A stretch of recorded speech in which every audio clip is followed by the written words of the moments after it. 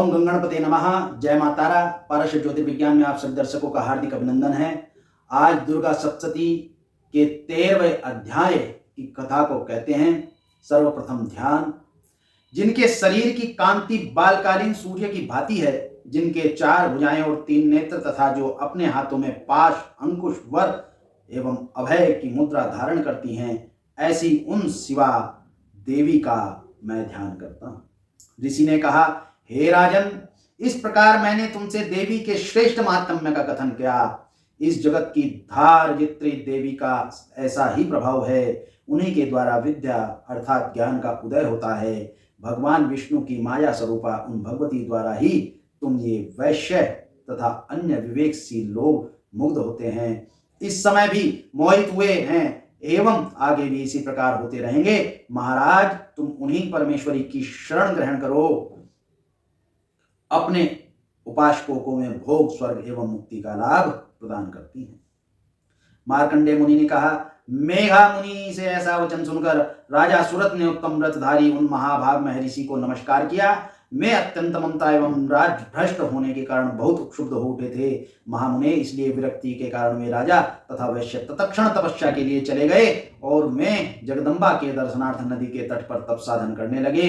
वे वैश्य देवी सूक्त का उत्तम जप करते हुए तपस्या में लीन हुए। ये दोनों ही नदी तीर पर देवी की मिट्टी की प्रतिमा स्थापित करके उनकी पुष्प, धूप और हवन आदि के द्वारा उपासना करने लगे। उन्होंने सर्वप्रथम अपने आहार की मात्रा कम कर दी। तदंतर निराहार रहकर एकाग्रचित्त से देवी का चिंतन करने लगे।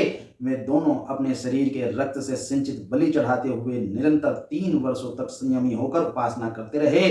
उन लोगों की उग्र तपस्या से प्रसन्न होकर जगत की धारित्री देवी चंडिका देवी ने प्रत्यक्ष प्रकट होकर कहा, देवी ने कहा, राजन, अपने कुल को प्रमुदित करने वाले वैश्य, तुम लोगों को जो मनोवांछा हो वह मुझसे मांग लो। मैं तुम लोगों से प्रसन्न हूं, अतः तुम्हें सब कुछ दे सकती हूं।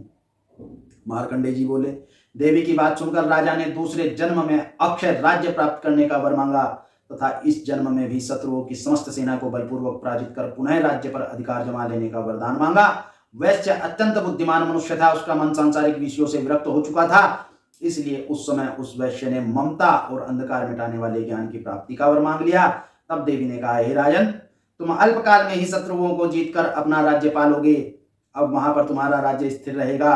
मृत्यु के पश्चात तुम सूर्य के वंश में जन्म लेकर इस पृथ्वी पर श्रावणी मनु के नाम से प्रसिद्ध होगे। हे वैश्य श्रेष्ठ, तुमने जिस वर को पाने की मुझसे इच्छा जताई है उसे भी मैं देती हूं। तुम्हें मोक्ष प्राप्ति के लिए ज्ञान की उपलब्धि होगी। मार्कंडेय जी ने कहा, उन दोनों को इस प्रकार मनोभिलक्षित वरदान देकर तथा उनके द्वारा अपनी स्तुति श्रवण कर देवी अंबिका वहीं अंतर्निहित हो गई। देवी से इस प्रकार का वरदान पाकर अक्षत्रियों में श्रेष्ठ सुरथ नामक राजा सूर्य के वंश में जन्म ग्रहण करके श्रावणी नामक मनु होंगे।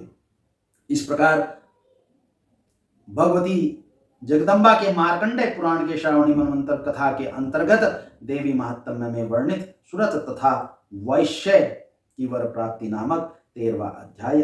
ओम नमः चंडिकायै।